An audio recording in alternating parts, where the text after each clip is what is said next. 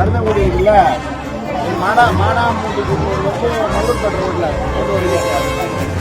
மீண்டும் செவ்வாடை பக்தர்களுக்கு நேர்ந்த விபத்து.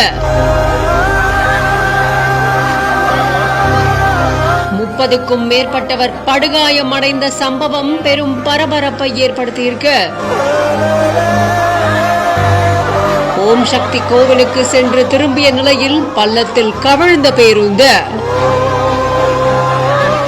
மேல்மருவத்தூர் ஓம் சக்தி கோவிலுக்கு போயிட்டு தனியார் சொகுசு பேருந்துல 54 பேர் வீடு திரும்பினதா கூறப்படக்கூடிய நிலையில கள்ளக்குறிச்சி மாவட்டத்துல திருப்பாலப்பந்தல் காவல் நிலைய எல்லைக்கு உட்பட்ட அருந்தங்குடி புதூர் பகுதியில நள்ளிரவு வாகனம் போய்கிட்டு இருக்கும் போது திடீர்னு கட்டுப்பாட்டை இழந்ததா கூறப்படுது. இந்த பேருந்தானது சாலையோரமா இருந்த மின் கம்பத்துல மோதி சாலையோர பள்ளத்துல கவிழ்ந்திருக்கு. இதுல பேருந்தானது விபத்துக்குள்ளாகி இருக்கு.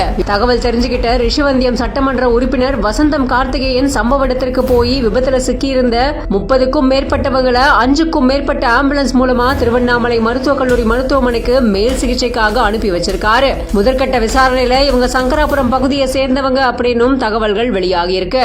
இதே மாதிரி கடந்த டிசம்பர் 2024 செவ்வாடை பக்தர்கள் கிருஷ்ணகிரி திண்டிவனம் தேசிய நெடுஞ்சாலையில வந்துகிட்டு இருக்கும் போது 40 பேர் கொண்ட பேருந்தானது கவிழ்ந்து விபத்துக்குள்ளானது குறிப்பிடத்தக்கது. இது மட்டும் இல்லாம இதுக்கு முன்னாடி பேருந்தோட மேற்கூரையில மின்சார ஒயர் உரசினதுனால 20 வயது இளம்பெண் 59 உயிர்களை காப்பாற்றி தான் இறந்த சம்பவம் பெரும் சோகத்தை ஏற்படுத்தின நிலையில இப்படி வரிசையா செவ்வாடை பக்தர்களுக்கு நேரக்கூடிய இந்த கொடூரமான சம்பவம் பலரும் குழம்பி போயிருக்காங்க.